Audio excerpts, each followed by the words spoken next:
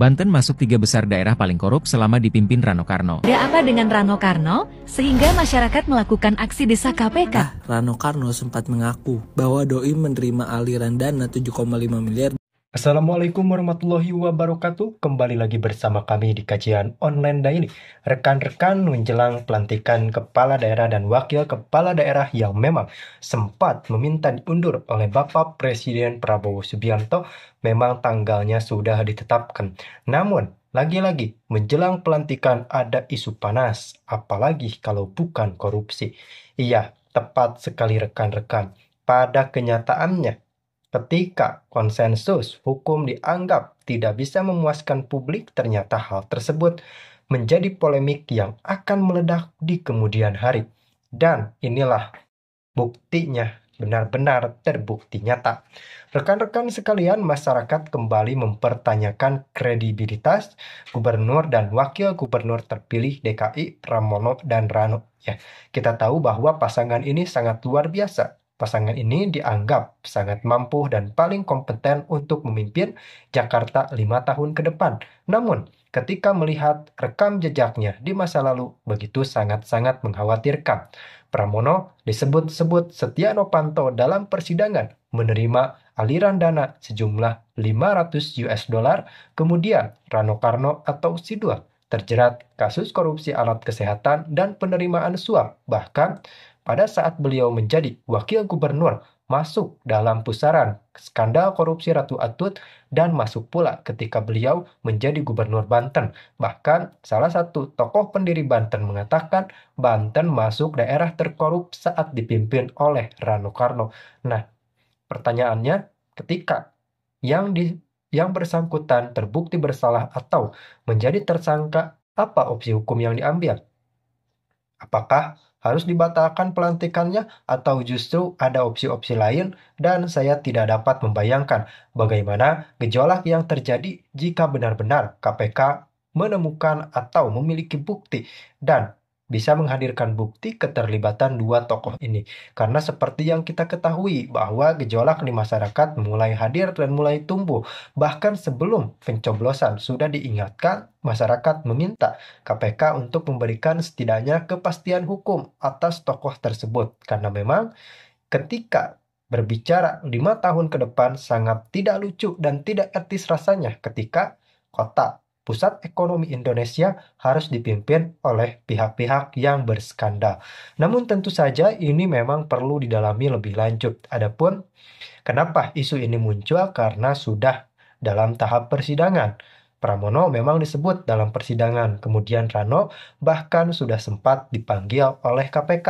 Nah, bagaimana menurut Anda nih? Apakah Anda memiliki kekhawatiran yang sama? Atau justru Anda, ini hanya isu-isu belaka, isu-isu lama, tapi pada kenyataannya mengikuti statement dari Pak Presiden Prabowo Subianto bahwa saat beliau dilantik, beliau langsung mengumpulkan bukti-bukti korupsi. Beliau mengatakan bahwa korupsi harus diatasi, baik yang terjadi sebelum masa jabatan Prabowo Subianto dan Gibran Rakabuming Raka maupun di saat masa jabatan Prabowo Subianto dan Gibran Rakabuming Raka. Artinya tidak ada toleransi dan tidak ada kata negosiasi dari penanganan kasus korupsi. Banten masuk 3 besar daerah paling korup selama dipimpin Rano Karno. Hal ini terungkap saat peringatan HUT Provinsi Banten yang ke-16 tahun. Salah satu tokoh pendiri Banten, Muchtar Mandala, mengatakan bahwa Banten masuk 3 besar daerah yang tingkat korupsinya paling tinggi. Hal ini tentu tidak mengagetkan. Saat memimpin Banten, Rano Karno sendiri pernah terlibat dalam 2 kasus korupsi, yaitu korupsi alat kesehatan atau Alkes dan korupsi Bank Banten. Kalau Rano Karno tidak bisa menurunkan angka korupsi di Banten, bagaimana masyarakat Jakarta bisa berharap Rano Karno memberantas korupsi di Jakarta?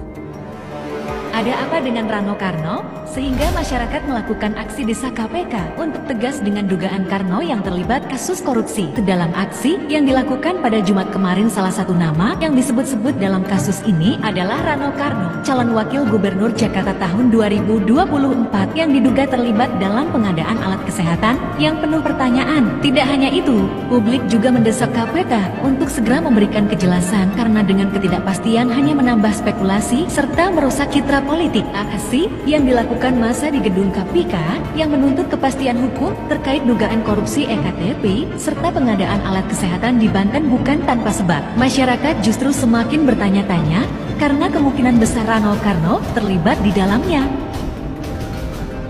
Jangan sampai Rano Karno pimpin DKI Jakarta karena pernah korupsi alat kesehatan di Provinsi Banten. Dalam kasus korupsi alat kesehatan di Banten, Wawan, adik dari mantan gubernur Banten yaitu Bu Atut, udah dijeblosin ke penjara. Nah, yang mengagetkan adalah Rano Karno sempat mengaku bahwa Doi menerima aliran dana 7,5 miliar dari Wawan. Dan sampai sekarang Doi masih bebas aja tuh. Bahkan sekarang mau maju dalam pilkada di DKI Jakarta.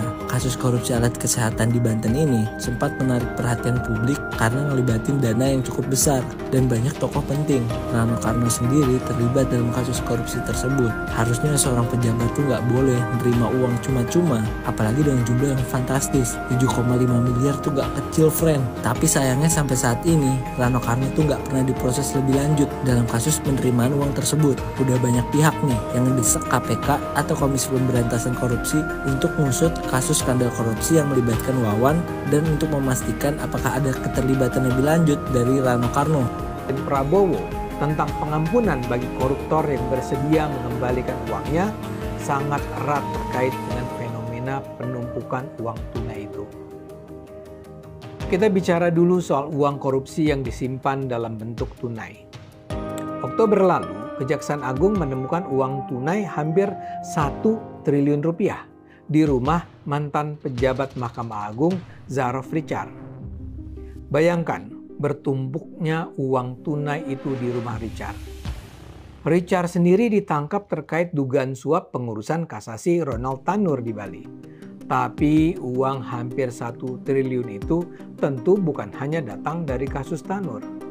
Bahkan ada dugaan sebagian uang yang disimpan Richard itu adalah titipan dari para hakim yang terlibat pengurusan perkara. Mereka menanti hingga pensiun untuk mengambilnya karena jika tidak bisa terlacak oleh aparat penegak hukum.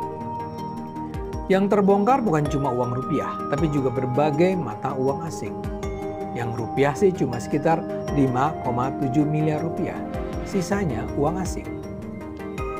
Kasus lain yang juga mengemuka adalah ketika pada Maret 2023, Pusat Pelaporan dan Analisis Transaksi Keuangan PPATK menemukan uang tunai 37 miliar rupiah yang diduga milik pejabat Direktorat Jenderal Pajak Rafael Alun Trisambodo. Duit tersebut disimpan di safe deposit box di salah satu bank BUMN. Dalam kasus lain, pada awal Desember lalu, Kejagung juga menyita uang tunai senilai 6,5 triliun rupiah terkait dugaan tindak pidana korupsi PT Duta Palma Group di Kabupaten Indragiri Hulu. Saya hanya mengutip 3 kasus yang terbaca. Saya duga masih ada banyak koruptor melakukan hal serupa, menyimpan uang dalam bentuk tunai dengan anggapan menyimpan uang korupsi tunai itu aman, padahal sebenarnya tidak. Saya baru saja belajar bahwa di negara ini sebenarnya ada sejumlah cara yang sudah diterapkan untuk membuat para koruptor tidak mudah menggunakan uang korupsinya. Salah satunya adalah peran bank. Pejabat yang korup tidak akan mudah menyimpan atau mendepositokan uang korupsi di bank masing-masing. Ada persyaratan yang diterapkan bank untuk terima cash dalam jumlah besar. Sekarang misalnya ada persyaratan internasional KYC, Know Your Customer. Ini diterapkan secara internasional agar bank tidak bisa digunakan sebagai tempat penimbunan uang haram. Taruhlah saja, Anda ini menerima suap 20 miliar rupiah. Kalau Anda menyimpannya di bank atau mengirimkan uang itu melalui bank, kemungkinan besar bank akan meminta Anda menjelaskan asal-usul uang tersebut. Anda akan diminta menjelaskan dokumen pendukung seperti bukti penghasilan, bukti penjualan aset, atau surat keterangan warisan. Pengawasan bahkan akan lebih ketat bila pengiriman uang dilakukan lintas negara. Jika pengiriman uang tidak sejalan dengan data nasabah yang tercatat seperti penghasilan atau jenis usaha, bank dapat meminta penjelasan atau dokumen pendukung. Kemudian juga soal pembelian barang-barang mahal. Kalau Anda menggunakan rekening bank untuk membayar barang-barang itu, taruhlah seperti properti, mobil, atau barang mewah lainnya, Bank juga bisa nyinyir bertanya. Kalau transaksi tersebut tidak sesuai dengan profil keuangan Anda, bank dapat minta penjelasan. Kalau Anda tidak bisa memberikan penjelasan yang memuaskan, bank dapat menolak transaksi Anda. Atau bank bisa melaporkan transaksi mencurigakan ke PPATK yang memang punya otoritas untuk mengumpulkan, menganalisis, mendistribusikan informasi terkait transaksi keuangan yang mencurigakan. Jadi menyimpan atau menggunakan uang hasil korupsi di bank bukanlah pilihan yang mudah. Lantas Anda mungkin berpikir, kalau gitu sebaiknya gunakan saja uang hasil korupsi itu secara tunai. Ini pun tidak gampang saja bisa dilakukan. Banyak negara termasuk Indonesia memiliki aturan ketat untuk penggunaan uang tunai dalam jumlah besar. Tidak semua penjual bersedia menerima pembayaran tunai. Mereka lebih memilih pembayaran melalui transfer bank karena lebih aman dan mematuhi peraturan. Pembelian barang mahal dengan uang tunai sering dianggap mencurigakan, terutama jika Anda tidak dapat memberikan dokumen yang menjelaskan asal dana. Selain itu, Anda juga tidak bisa membawa uang tunai dalam jumlah besar ke luar negeri. Di Indonesia, batas uang tunai yang dibawa keluar ataupun masuk tak boleh lebih dari 100 juta rupiah ekuivalen. Kalau lebih, Anda harus melaporkannya ke petugas bea cukai dan menjelaskan mengapa Anda membawa uang tunai tersebut. Di Amerika Serikat misalnya aturannya ya kurang lebih sama. Kalau Anda membawa uang tunai lebih dari $10.000 Amerika Serikat, Anda harus melaporkannya ke Customs and Border Protection. Di setiap negara ada scanner yang bisa deteksi uang cash yang dibawa penumpang.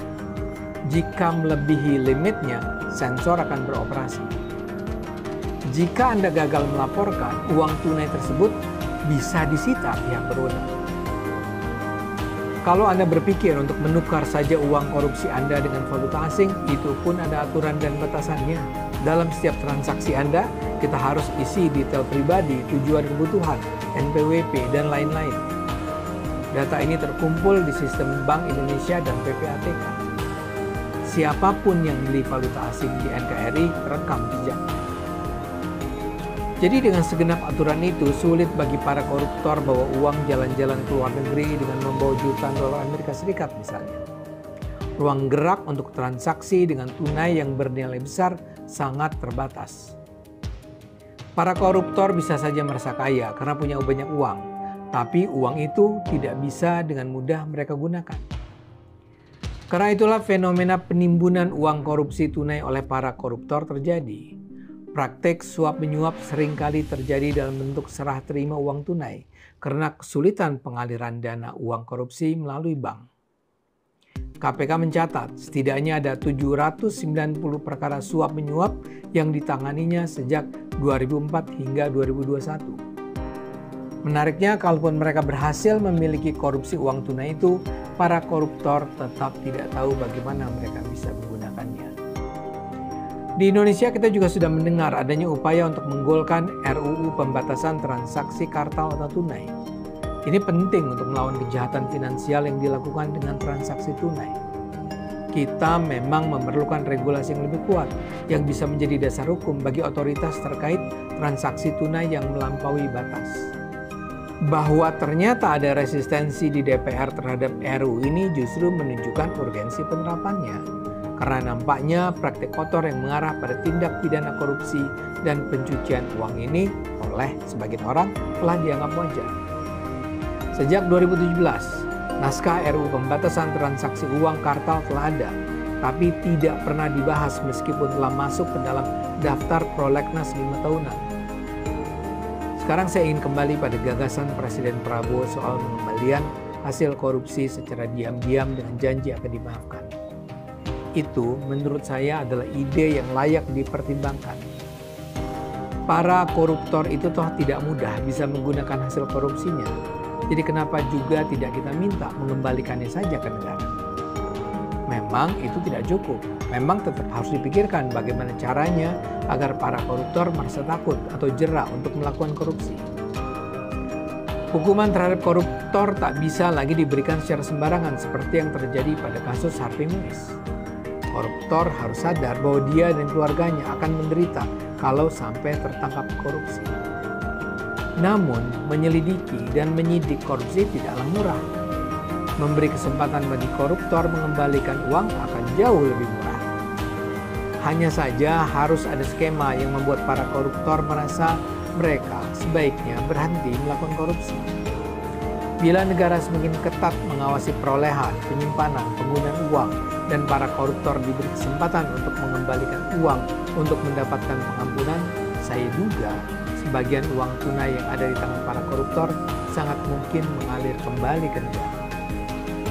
Kalau di tangan seorang mantan pejabat NA saja bisa diperoleh 1 triliun rupiah, bayangkan berapa puluh triliun lagi yang mungkin tersebar di banyak koruptor Indonesia. Para koruptor menimbun uang tunai yang berlimpah di tempatnya masing-masing. Itu yang kita harapkan Nah, jadi rekan-rekanku sekalian, memang banyak sekali beredar informasi dan kalau kita comparekan dengan kepemimpinan yang pada saat ini berlaku, yakni kepemimpinan Presiden Prabowo Subianto, memang banyak konspirasi yang mengatakan bahwa para koruptor ini akan sangat ketakutan jika Prabowo menjadi RI 1. Kenapa mereka takut? Karena memang Prabowo dinilai sebagai salah satu tokoh yang memiliki keberanian serta nyali yang tinggi untuk memberantas korupsi. Apalagi Pak Presiden Prabowo Subianto sudah menjelaskan bahwa akan memaafkan koruptor dengan catatan pengembalian aset harus dilakukan. Artinya, Pak Prabowo tidak berpikir lagi kurungan badan untuk sang koruptor, namun Pak Prabowo sudah menagih aset yang telah dicuri oleh para koruptor. Lalu bagaimana Min dengan isu yang terjadi pada saat ini? Mungkin Anda bertanya seperti itu. Nah, jadi harusnya ini menanti ketentuan hukum dari KPK. Karena KPK lah yang berwenang melakukan penyidikan atas itu semua. Namun, jejak-jejak digital tentu saja akan sulit dihilangkan. Jejak digital persidangan Setia Novanto, jejak digital demo masyarakat di Banten, dan jejak digital saat KPK memanggil Rano Karno, yaitu mungkin menjadi arsip dan kita tahu kita harus hormati konsensus hukum yang ada. Kita nantikan bagaimana ini berjalannya proses tersebut dan memang banyak pihak yang mengaitkan penundaan pelantikan kepala daerah ada kaitannya dengan skandal ini. Namun tentu saja ini belum bisa sepenuhnya terkonfirmasi dengan benar karena memang kata Pak Kemendagri Bapak Tito Karnavian ada beberapa sengketa di MK, di MA, di persidangan lah intinya terkait sengketa pilkada. Jadi memang Pak Presiden menginginkan pelantikan kepala daerah secara serentak dan tanpa adanya sengketa hukum apapun. Jadi Pak Presiden memutuskan untuk seluruh kepala daerah menyelesaikan terlebih dahulu apa yang memang menjadi sengketa. Jika tidak memiliki sengketa, ya tinggal tunggu dilantik saja oleh Bapak Presiden, kemudian bekerja di daerahnya masing-masing.